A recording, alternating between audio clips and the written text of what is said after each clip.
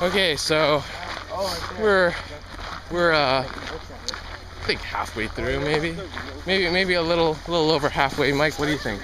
Yeah, something like that. We've been walking for like an hour and a half now, so. Yeah. Oh, hour and a half. Oh, I forgot to introduce this survival log day 2. We've been walking along. Still no sign of civilization yet, but I think we're getting there. The screams and yells you hear are just other adventurers.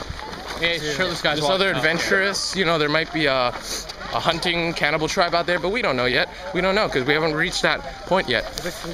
Regardless, there's still many people in front of us. Still many people behind us. I don't know if I got a good shot of that. All right. Pam just ran past us. Pam just ran past us. Maybe he's gonna run past us in 2 seconds. Maybe.